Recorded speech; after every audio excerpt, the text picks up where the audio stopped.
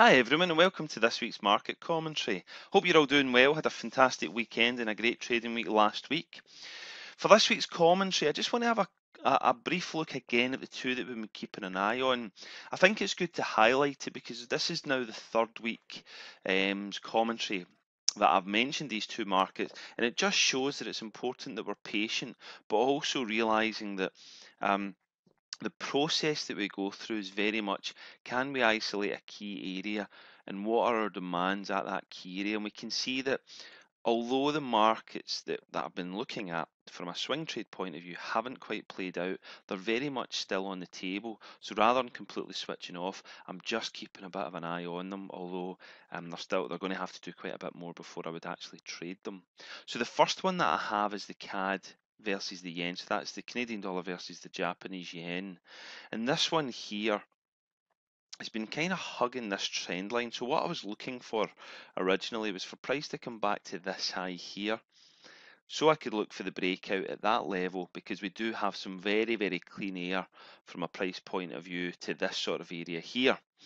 So what's happened is prices then moved back down, and then last week it's pretty much after a bit of a quiet start. It had a bit of volatility, but it's not really anywhere great at the moment.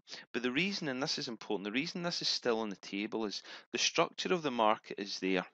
So there's the lows that we have. So at the moment, we actually have a slightly higher low as well as a slightly higher high. Now, that's not a trend. It's very marginal.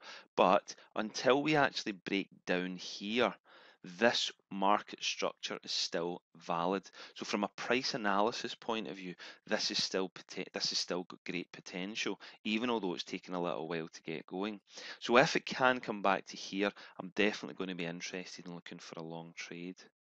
Now, the other one that we have is the United States dollar versus the Canadian dollar. So interestingly, it's like buses. It's two Canadian dollar markets. This one, I was looking at the lows, and what I had said last week was because we had moved back up, it was definitely off the table for the time being.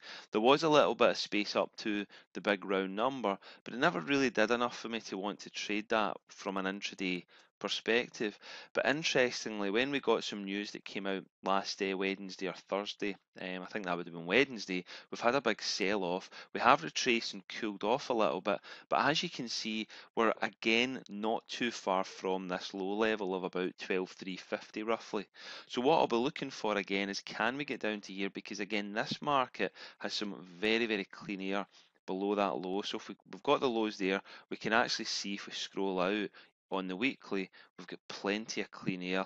For me personally, I'm looking at that round number as being a great area to consider any profit if it sets up. So you can see we've clearly got at least 300 points in this trade, and it's just a question of now, can it come back down and can it set up for me?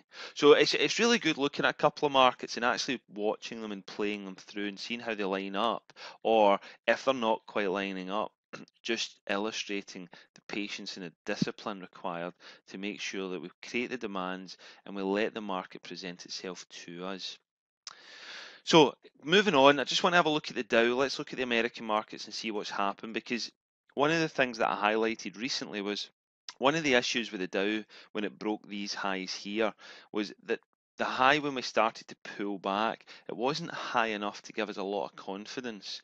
But interestingly, we've now had this move up and we're finding a little bit of minor support at 18,200, and we're obviously not too far from the highs.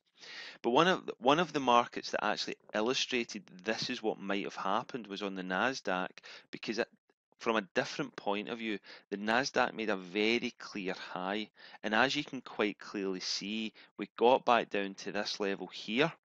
So then last week, when we broke out of that area on the Monday, we've done a lovely move, and we've pretty much, not quite, but we've pretty much got back to the highs previously.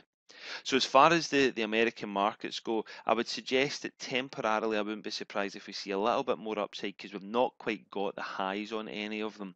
And quite often, if a market gets close, it eventually wants to get there. Now, a good example of that being the case, but not quickly, is we got very close to these highs down here, we pull back, then eventually we get them. So the question is, do we get them now, or might it be at some stage in the future?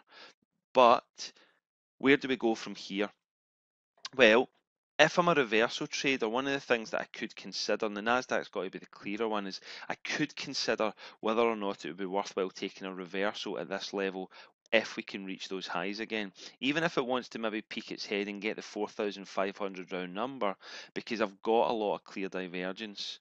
However, the only point of caution I would like to add to any reversal traders who may consider that is when we look at the monthly on the Nasdaq, we can see that we've got some clean air up to the ultimate high, which is 4,800 approximately. So we still have some clean air to the upside, and we don't have levels on the Dow and the S&P, but at the moment it's suggesting that the Nasdaq, it might be that we want to see the Nasdaq hit these highs, then we might see some sort of correction or sell off or reversal. So that might be an opportunity to consider, but as I was saying, because we're getting very close to that 4,800, I would be a little bit reluctant at this stage. Alternatively, if I'm not a reversal trader, I'm either going to be a breakout trader or a pullback trader. So what I can look for, both the Dow, S&P and the Nasdaq, is if we can consolidate, we could look for the breakout because we do have clean air to the upside.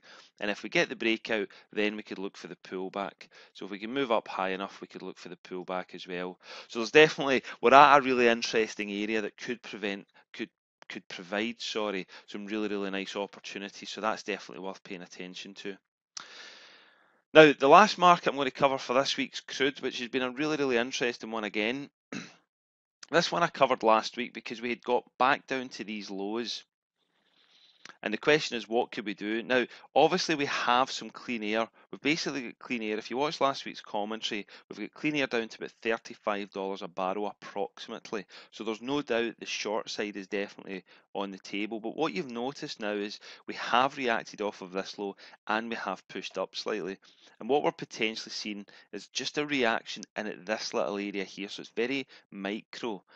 If we can get through that, then I wouldn't be surprised if we get back up to this sort of level here and maybe even back up to here.